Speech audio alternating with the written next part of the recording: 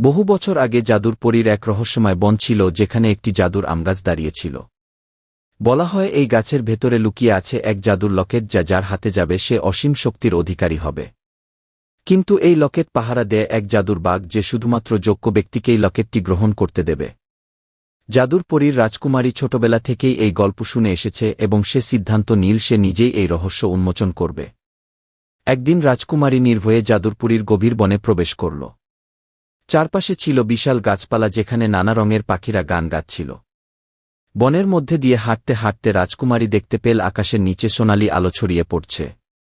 সে এগিয়ে যেতে থাকল এবং সামনে দেখতে পেল বিশাল এক জাদুর আমগাছ। গাছটির পাতা সোনার মতো ঝলমল করছিল আর আমগুলো স্বচ্ছ সোনালি রঙের ছিল। রাজকুমারী মুগ্ধ হয়ে গাছটির দিকে তাকিয়ে রইল, কিন্তু হঠাৎ গাছের গোড়া থেকে বিকট গর্জন শোনা গেল। গাছের নিচে মাটি কেঁপে উঠল আর সেখান থেকে বেরিয়ে এলো এক বিশাল সাদা বাঘ। বাঘটির চোখ দুটি নীল রঙের আর তার গায়ে সোনালি রেখা আঁকা ছিল। রাজকুমারী প্রথমে একটু ভয় পেলেও নিজেকে সামলে নিয়ে স্থির দাঁড়িয়ে থাকল। বাঘ তার গভীর কণ্ঠে বলল, তুমি এখানে কেন এসেছ রাজকুমারীও? রাজকুমারী নির্ভুজে বলল, আমি জাদুর লকেট পেতে চাই যা এই গাছের মধ্যে লুকিয়ে আছে। বাঘ হালকা হাসল এবং বলল, এই লকেট কেবলমাত্র যোগ্য ব্যক্তিরাই পেতে পারে। রাজকুমারী বলল, আমি যে যোগ্যতা কিভাবে প্রমাণ করব? বাঘ বলল, তোমাকে দুটি পরীক্ষা দিতে হবে, প্রথমটি হল ধাঁধার সমাধান করা। রাজকুমারী আগ্রহ নিয়ে বলল, আমি প্রস্তুত। বাঘ বলল, তাহলে শোনো। যা নেই তাও দেখা যায়, হাতে নিলে কর্পূরের মতো হারায়। বলো তো আমি কে?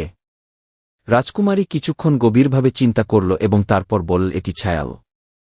বাঘ মাথা নাড়িয়ে বলল, সঠিক উত্তর, কিন্তু দ্বিতীয় পরীক্ষার জন্য প্রস্তুত হও। এবার রাজকুমারীকে একটি রহস্যময় দরজা পার হতে হবে। গাছের পাশে সে একটি সোনালি চিহ্ন দেখতে পেল। রাজকুমারী চিহ্নটি স্পর্শ করতেই একটি গোপন দরজা খুলে গেল। দরজার ওপাশে এক আশ্চর্যজনক জগৎ দেখা গেল যেখানে আলো ঝলমল করছিল। সেখানে ছিল ডানাযুক্ত হরিণ, উজ্জ্বল রঙের সাপ এবং কথা বলা কচ্ছপ।